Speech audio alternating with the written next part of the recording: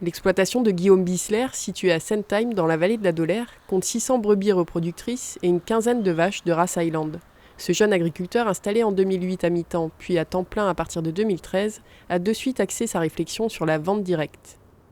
Le débouché que j'ai pour les ovins, c'est la vente directe, donc soit sur pied, principalement au Makriba pour la fête de l'Aïd.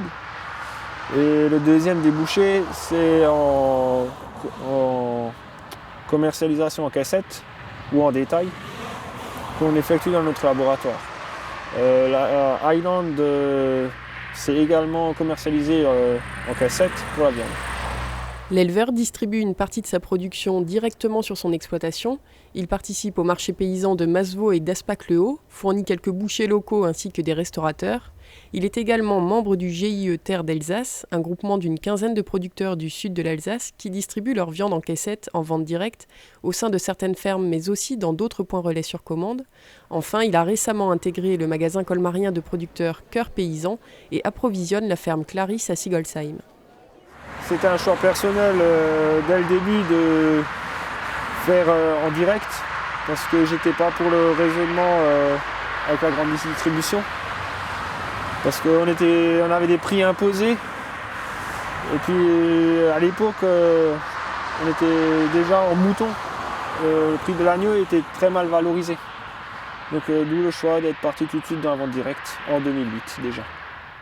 Il emmène ses bêtes à l'abattoir de Cernay, les récupère en véhicules réfrigérés, les conserve en chambre froide pour ensuite les découper et les transformer au sein de son laboratoire flambant neuf. Ce projet d'atelier de découpe a coûté près de 51 000 €, subventionné par la région à hauteur de 40% et le département 15%.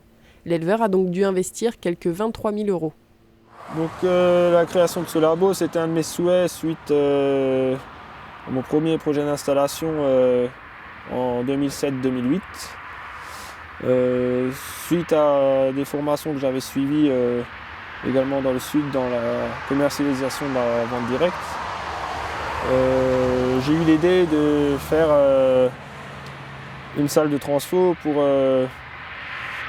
adapter mon produit à la demande, c'est-à-dire faire la découpe au détail selon le client. En gros, ça veut dire si un client veut une épaule roulée, on peut la rouler, un gigot roulé, on voulait offrir ce service. Pour être en règle, il faut avoir un CAP ou embaucher quelqu'un de qualifié qui a au moins ce diplôme-là. Donc pour ça, j'ai embauché un boucher qui a de l'expérience et qui a les diplômes et qui vient 2 fois par semaine pour nous découper la viande. L'objectif, c'était d'adapter pour faire la découpe fraîche à la vente. Donc le fait d'avoir le laboratoire, si j'ai un marché le jeudi après-midi, je peux découper le jeudi matin. Il propose principalement 3 sortes de produits transformés, les gendarmes, les saucissons et les merguez. 3 périodes d'agnelage sont programmées sur l'année pour coller aux demandes de Pâques, d'été et de Noël. Les brebis sont saillies naturellement par les béliers d'exploitation.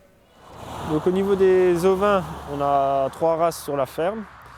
Les Mérinos de l'Est, qui est assez ancré dans notre région. La deuxième, c'est les Limousines, originaires du Massif central.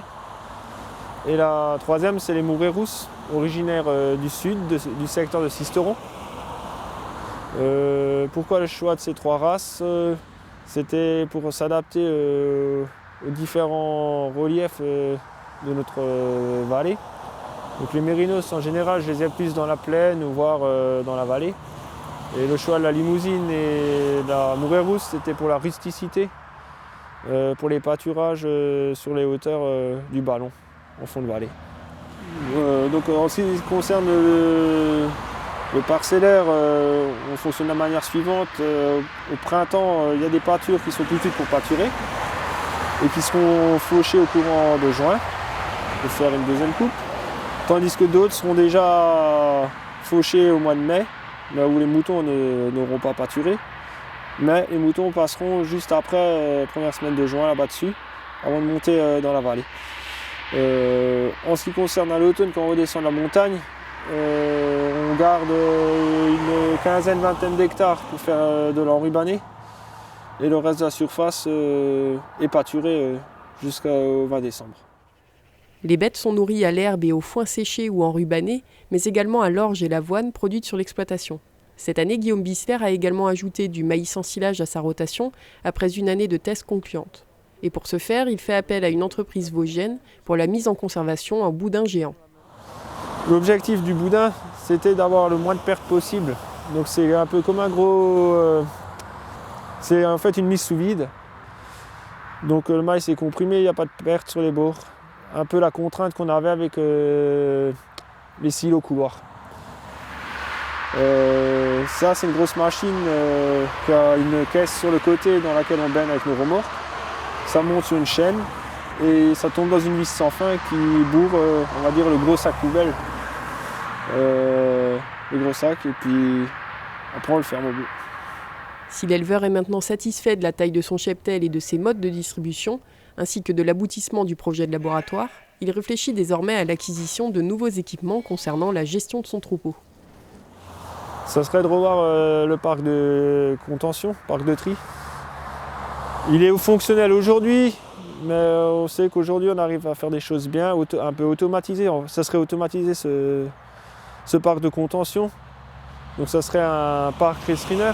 Donc c'est 2 bandes en caoutchouc qui prennent les brebis.